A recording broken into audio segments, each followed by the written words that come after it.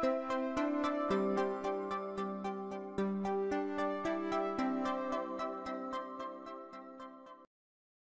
sekalian, kita berjumpa kembali di minggu yang ketujuh atau pertemuan ketujuh dari kuliah pengalaman pengguna.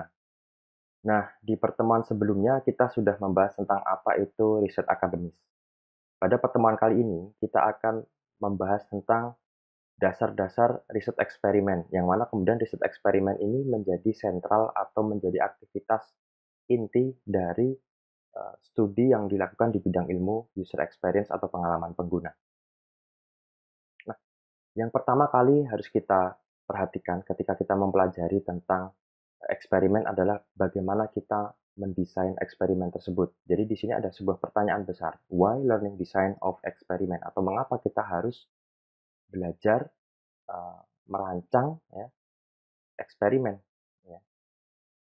Nah, sebagaimana kita tahu ya, desain eksperimen adalah salah satu hal yang membuat proses eksperimen tersebut valid. Sehingga bagaimanapun ya, di bagian awal ketika kita melakukan studi yang terkait dengan pengguna, entah itu pengguna software, entah itu pengguna aplikasi mobile, entah itu pengguna produk-produk yang ada kaitannya dengan perangkat keras, ya, apapun yang kemudian nantinya kita lakukan, ya, perlu didesain secara rigid di awal. Sehingga disinilah peran penting dari mempelajari desain eksperimen. Nah, sebelum kita melakukan eksperimen, rekan-rekan, langkah pertama yang kemudian muncul pada desain eksperimen adalah kita harus mendefinisikan dulu apa pertanyaan penelitian yang nantinya akan kita pecahkan dengan menggunakan eksperimen tersebut. Ketika kemudian kita melakukan riset secara empiris, maka yang kita lakukan sebenarnya adalah menjawab pertanyaan penelitian tersebut. Ya. Nah, di slide nomor 4, rekan-rekan bisa melihat beberapa pertanyaan penelitian, ya. Misal, apakah produk yang kemudian kita hasilkan itu bisa digunakan dengan baik? Apakah produknya lebih baik dari produk sebelumnya? Apakah interaksi yang kemudian kita desain itu lebih uh, intuitif dari interaksi yang sebelumnya? Misalkan, apakah ada batasan performa dari produk yang kita desain? Apakah ada kelemahan? Ya, apakah user atau pengguna itu memerlukan latihan dan seterusnya ya. Jadi begitu banyak pertanyaan penelitian yang bisa kita pecahkan ya. Akan tapi nanti kita akan melihat pertanyaan penelitian seperti apa yang bagus untuk proses riset akademis. Nah, ini yang kemudian nanti akan kita pelajari hari ini ya. Nah, salah satu ciri dari pertanyaan penelitian yang baik untuk proses eksperimen, pertanyaan tersebut harus bisa diuji. Ya, di sini disebutkan testable research questions ya. Jadi research question atau pertanyaan penelitian yang dia bisa diujikan. Ya, kita ambil contoh kasus saja supaya mudah. Misalkan Anda adalah seorang peneliti ya di perusahaan tertentu yang ingin melakukan riset terkait dengan tax entry ya. Jadi memasukkan teks ya dengan cara tertentu ya. Kasusnya misalkan Anda melakukan riset tax entry untuk smartphone, touchscreen smartphone-nya ya.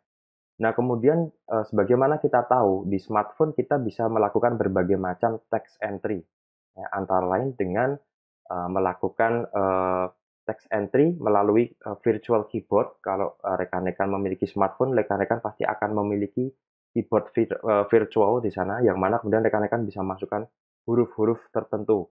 Tapi di sisi lain, ya, rekan-rekan juga bisa memasukkan teks melalui misalkan dengan menggambar teks tersebut. Misalkan kalau di slide yang nomor 5 ya, rekan-rekan bisa menggambar kanji, ini tulisan Jepang ya, dengan touchscreen.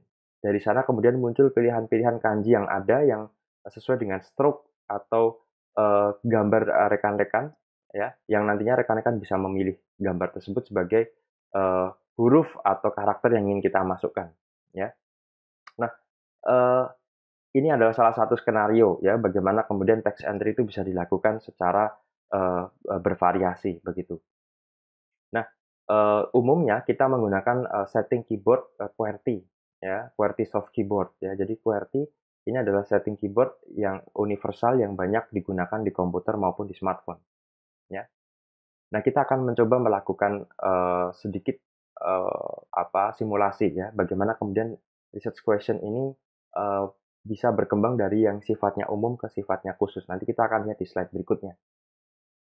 Nah, eee, kita akan mencoba mengajukan pertanyaan penelitian yang pertama, ya. Ketika misalkan rekan-rekan mengajukan satu metode text entry baru, misal, ya, maka kalau rekan-rekan mengajukan pertanyaan, dengan kalimat sebagaimana yang ada di slide ya, eee, "Apakah teknik baru ini bagus?" Ya, ini pertanyaan penelitian yang sangat-sangat lemah. Kenapa? Karena kita tidak bisa mendefinisikan bagaimana cara kita mengukur bagus, ya, atau apakah teknik yang kita temukan itu berkualitas tinggi, bagaimana cara mengukur kualitas tersebut, ya. Sehingga di sini kita bisa menyebutkan bahwa pertanyaannya adalah sangat lemah. Kenapa? Karena kita tidak tahu bagaimana cara, mengukur apa yang kita inginkan, ya. Nah, kemudian pertanyaan berikutnya, sudah memasukkan pembanding di sana, ya. Kita menanyakan seperti ini, apakah teknik yang kita temukan, ya misalkan tadi dengan menggunakan, swipe begitu ya, atau dengan menggambar karakter tertentu, itu lebih bagus dari, sistem QWERTY ya, yang dengan menggunakan keyboard, ya. Oke, pertanyaan ini terkesan, lebih ilmiah. Kenapa? Karena memasukkan komparasi. Tapi sekali lagi, kita tidak tahu bagaimana cara mengukur better than atau lebih bagus dari QWERTY soft keyboard, ya. Jadi ketika kita ingin melakukan komparasi, maka kita harus tahu apa yang akan kita komparasi, apa yang akan kita bandingkan. Sehingga ketika kita hanya menyebutkan better than, itu tidak cukup ya untuk penelitian, ya. Nah, kita refine lagi, eee, kita tingkatkan lagi kualitas pertanyaan penelitiannya, ya. Rekan-rekan mengganti better than dengan faster than, ini jauh lebih bagus. Kenapa? Karena di situ berarti ada apa? Ada, satu kata yang kemudian spesifik, ya, lebih cepat. Is the new technique faster than QSK? Apakah teknik yang baru ini lebih cepat daripada QWERTY soft keyboard? Ya, faster than QWERTY soft keyboard, ya, kita tahu bahwa, better itu bisa dalam kerangka berbagai macam hal, ya, bisa lebih cepat, ya, bisa lebih, nyaman, kan seperti itu. Tapi ketika kita spesifik, ya, faster than, maka yang kita maksud adalah dari sisi efisiensi, resources, ya, kita bisa menggunakan, swipe itu jauh lebih cepat dibandingkan QWERTY soft keyboard. Nah, ini adalah, pertanyaan penelitian yang saya kira sangat-sangat detail dan rinci dan bisa diuji ya. Pertanyaannya seperti ini, apakah kemudian, kecepatan memasukkan kata atau di sini disebut sebagai entry speed ya, dalam words per minute ya, dalam, eee, jumlah kata yang bisa dimasukkan dalam 1 menit itu lebih tinggi untuk teknik yang kita temukan dibandingkan dengan QWERTY soft keyboard setelah 1 jam penggunaan. Nah, ini adalah satu pertanyaan yang sangat detail yang bisa diujikan melalui eksperimen ya, rekan-rekan, ya. Nanti kita akan melihat baik pertanyaan yang lemah maupun yang detail ini memiliki kelebihan dan kekurangan, ya. Nah, rekan-rekan sekalian, terkait dengan riset yang berbasis eksperimen, kita mengenal adanya 2 macam validitas. Yang pertama adalah internal validity dan yang kedua adalah external validity. Validitas internal atau internal validity terkait dengan akurasi dari jawaban penelitian tersebut, yang mana kemudian semakin spesifik jawaban penelitian akan semakin bagus, ya. Dan validitas eksternal itu sebaliknya, ya, terkait dengan seberapa luas, ya, pertanyaan penelitian itu bisa mengcover berbagai macam kondisi yang mungkin ditemukan dalam penggunaan nyata, text entry tersebut. Sehingga di sini nantinya akan ada semacam trade off ya. Kalau kemudian kita ingin validitas internalnya tinggi, maka kita perlu mempersempit asumsi-asumsi yang muncul ketika proses eksperimen itu dilakukan. Sehingga secara, keluasan ya atau cakupan dari pertanyaan penelitian itu, maka kita tidak mungkin mencakup semua kondisi yang ada. Pasti ada berbagai macam kondisi yang kemudian tidak kita perhitungkan dalam proses eksperimen. Ini ketika kita ingin memilih validitas internal yang tinggi. Tapi ketika kita ingin memilih ya, eee, validitas eksternal yang tinggi, maka kemudian kita harus mengorbankan akurasi dari jawaban penelitian tersebut. Nah, kita akan membahas satu persatu nih ya, secara detail. Oke, rekan-rekan sekalian ya, validitas internal adalah, sebuah konsep di mana kemudian kita menginginkan efek yang dihasilkan dari eksperimen itu betul-betul akurat, ya. Jadi impact atau efek atau dampak yang kemudian kita hasilkan dengan adanya treatment khusus pada proses eksperimen itu memiliki akurasi yang tinggi, ya. Misalkan tadi ketika kita ingin mengujikan sebuah metodologi tertentu ya dengan dua kondisi misalkan, maka kita harus benar-benar bisa mengukur secara kuantitatif ya, secara statistik misalkan perbedaan antara performa yang dilakukan oleh pengguna ketika menggunakan metode text entry tertentu misalkan atau ketika kita berikan kondisi pengujian tertentu ya.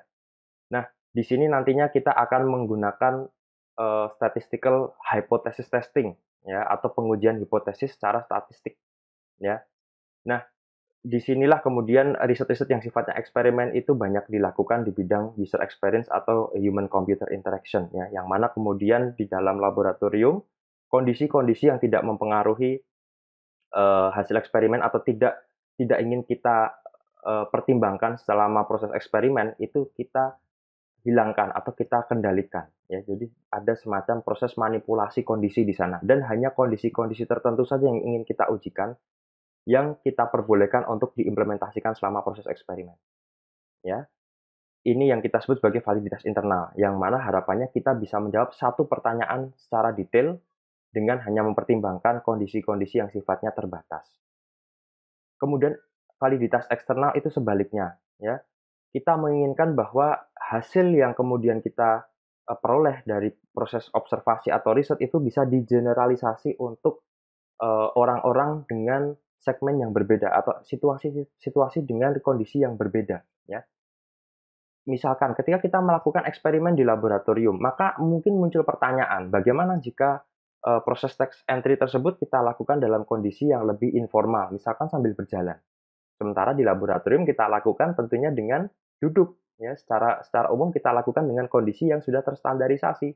Peserta eksperimen kita minta untuk duduk semua. Sementara ketika kita menggunakan smartphone itu kita bisa saja menggunakan smartphone sambil berdiri, ya kan? Sambil jalan kaki atau sambil berbicara dengan orang lain. Misalkan kita sambil berbicara, oke mungkin kita harus checking smartphone sebentar.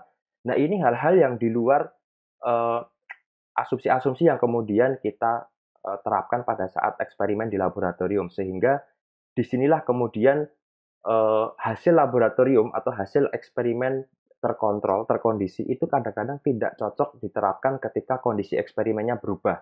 Ya, misalkan tadi ketika kita bawa proses text entry tadi di luar laboratorium dengan kondisi yang tidak sesuai dengan eksperimen ya. Sambil berdiri atau mungkin sambil bercakap-cakap kita melakukan checking handphone atau text entry atau di dalam mobil yang bergerak, tentunya kan kondisinya berbeda. Maka bisa jadi hasil eksperimen itu tidak bisa digeneralisasi untuk situasi yang berbeda atau mungkin bahkan pengguna yang berbeda. Kenapa? Dalam eksperimen ketika kita menggunakan smartphone, mungkin bisa jadi pengguna yang kita rekrut atau partisipan yang kita rekrut itu adalah partisipan yang sudah kita setting ya, segmentasinya, misalkan umur tertentu atau mungkin jenis kelamin tertentu. Sementara ketika kita menggunakan smartphone, harapannya smartphone kan tidak hanya digunakan untuk segmen umur tertentu atau jenis kelamin tertentu ya. Nah, disinilah kemudian validitas eksternalnya ini ketika kita menyatakan hasil eksperimen di lab benar nggak itu bisa diterapkan untuk semua orang ya, kita tidak bisa menjawab itu kalau kemudian kita tidak melihat eksternal validity-nya ya. Jadi keluasan pertanyaan penelitian itu dengan berbagai macam situasi yang ada ya, sehingga apa, sehingga di sini kalau kita bicara validitas eksternal maka kita bicara bagaimana kemudian produk atau prototipe yang kemudian kita rancang atau kemudian kita teliti itu bisa digunakan dalam situasi yang lebih real, situasi yang lebih representatif, mencerminkan kondisi sesungguhnya, yang mana kita harus mengorbankan akurasi dari jawaban pertanyaan penelitian. Sebab apa? Sebab kita tidak melakukan standarisasi di sana. Jadi kondisinya lebih umum, ya, tidak seketat eksperimen yang dilakukan di dalam laboratorium. Ya, oke. Itu perbedaan antara validitas internal dan validitas eksternal. Nah, kemudian kita misalkan ada satu studi kasus di mana kemudian kita ingin menguji sebuah skenario, ya. Misalkan kita ingin menguji atau membandingkan peralatan atau input devices untuk remote pointing seperti yang saya pegang saat ini, ya. Ini adalah peralatan untuk remote pointing atau biasanya digunakan ketika di kelas ya, tapi kalau rekan-rekan kemudian, tidak di kelas mungkin ini tidak terlalu bermanfaat, tapi ketika kita di kelas ini ada laser pointer, kita bisa, menggunakan ini ya. Nah, eksternal validitasnya seperti apa? Validitas eksternal seperti apa? Remote pointing ini akan bisa digunakan dengan, baik asumsinya ketika kita apa, ketika kita bisa memberikan environment yang sesungguhnya, ya. Misal kita bisa menggunakan, display yang besar, ya, bukan, desktop begitu ya, kemudian posisi partisipannya itu mungkin, eee, ada jarak dengan, layarnya, bisa juga sambil berdiri, ya. Atau kemudian di sana ada audiensnya, atau ada mahasiswa yang ada di sana, dan seterusnya. Jadi kita memberikan situasi yang real sebagaimana saat remote pointer ini, atau pointing device ini digunakan di kelas. Tapi kemudian pertanyaannya, apakah validitas internalnya itu bisa terjamin dengan adanya, kondisi seperti itu, dengan pengujian yang sangat-sangat, tidak beraturan dalam tanda petik, tidak terstandarisasi, ya. Nah, inilah kemudian, perlunya adanya, balance, nanti kita akan melihat, ya. Nah, skenario berikutnya, misalkan kita akan, mengujikan text entry, ya, text entry sebagaimana tadi kasus yang kemudian kita bahas sebelumnya, ya. External validity-nya atau validitas eksternalnya akan, eee, bisa kita dapatkan jika penggunaannya sesuai dengan kondisi realnya, ya. Tadi misalkan, Eee, paragrafnya mungkin personalize ya, sesuai dengan masing-masing orang, tidak diatur sama. Kan orang beda-beda, ya. Ketika saya menggunakan smartphone, saya ingin mengetik dengan, kata-kata yang saya ingin masukkan, bukan dengan kata-kata yang disetting oleh, observer atau penguji ya, bebas saja kan begitu. Kemudian, eee, waktunya mungkin juga bisa malam, bisa siang, bagaimana cara, memasukkannya ya, tidak sekali jadi, tidak sekali memasukkan langsung selesai. Mungkin ada, suatu saat, "Oh saya nggak mau kata-kata ini, saya ingin memasukkan kata-kata lain." Maka ada proses editing di sana, correcting mistakes ya. Bagaimana kita, "Oh ternyata keliru ya, salah ketik." Maka kemudian kita, pencet backspace di sana. Nah ini adalah proses yang kemudian real di dunia nyata. Sementara ketika kita melakukan eksperimen, hal-hal seperti itu biasanya tidak kita izinkan. Yang pertama misalkan tadi masalah paragraf yang dimasukkan, tentu kita tidak mungkin mengukur, performa peserta kalau paragraf yang dimasukkan itu tidak kita setting sama untuk semua peserta, ya. Kalau masing-masing peserta diperbolehkan memasukkan, paragrafnya sendiri atau, teksnya sendiri, maka kemudian kita tidak bisa menjustifikasi ya performa masing-masing peserta itu seperti apa. Sebab apa? Sebab, bisa jadi saya memasukkan teks yang panjang, bisa jadi peserta lain memasukkan teks yang pendek, sehingga kita tidak tahu kecepatannya, ya. Kalau kemudian kita ingin mengukur kecepatan memasukkan teks dalam, smartphone, maka paragraf yang dimasukkan pun harus sama persis ya, kalimatnya sama, jumlah katanya sama, dan tidak ada proses editing atau correcting mistakes di sana. Tidak ada proses kita menghapus, memencet backspace. Kenapa? Karena semakin banyak proses editing, maka semakin lambat proses memasukkan teksnya, ya. Di sinilah kemudian, proses eksperimen di laboratorium itu berbeda dengan proses eksperimen ketika kita, eee, proses observasi ketika kita mengizinkan smartphone itu digunakan dalam situasi yang real. Nah, ini perbedaan antara internal validity dan external validity. Nah, disinilah kemudian muncul tarik-menarik ya, tension between internal and external validity ya. Jadi internal validity itu bisa, kita, dapatkan ketika kita mempersempit asumsi, ketika kita mengontrol semua faktor-faktor yang tidak berhubungan dengan pertanyaan penelitian. Sementara external validity tidak seperti itu, ya. Kalau kemudian semuanya dikontrol, berarti hasilnya nggak valid dong untuk kondisi yang real, ya. Nah, makanya disinilah kemudian perlunya adanya nanti berbagai macam proses eksperimen dengan kondisi yang berbeda. Jadi proses eksperimen atau riset itu dilakukan dengan berbagai macam asumsi. Ya, mungkin eksperimen pertama dilakukan ketika, pesertanya duduk begitu ya, kecepatan text entry-nya seperti apa. Kemudian nanti dilakukan ketika pesertanya berdiri, kecepatan text entry-nya seperti apa. Jadi eksperimen tidak hanya dilakukan sekali, tapi juga mempertimbangkan kondisi-kondisi real yang mungkin muncul, sehingga ada beberapa macam eksperimen. Nanti kita akan bahas, ya. Nah, ini adalah salah satu cara bagaimana kemudian kita membandingkan antara hasil eksperimen yang satu dengan hasil eksperimen yang lain. Di slide yang ke-13 rekan-rekan bisa melihat ya, adanya evaluasi yang sifatnya komparatif di situ ya. Ada user study nomor 1, user study nomor 2 ya. Disinilah kemudian muncul eh, eksperimen dengan kondisi yang berbeda sebagaimana yang tadi kita sampaikan ya. Ada istilah di sini factorial eksperimen ya. Kenapa? Karena biasanya dalam satu kali eksperimen itu kita membandingkan setidak-tidaknya itu ada satu variabel independen, nanti kita akan bahas itu setelah UTS ya, jadi paruh kedua, dan dengan setidaknya 2 level. Jadi ada komparasi di sana ya, ada komparasi, ada perbandingan. Bagaimana perbandingan seorang pengguna smartphone ketika memasukkan text entry ya, yang dibandingkan apa? Misalkan metode text entry-nya, yang satunya menggunakan QWERTY keyboard, yang satunya menggunakan drawing ya, atau yang dibandingkan adalah kondisi ketika memasukkan text entry-nya ya, satunya duduk, satunya berdiri. Tapi yang digunakan di sini sama QWERTY ya, seperti itu kira-kira. Nah, dengan membandingkan seperti itu kita akan mendapatkan gambaran yang lebih komprehensif bagaimana kemudian performa pengguna itu dengan berbagai macam kondisi yang berbeda.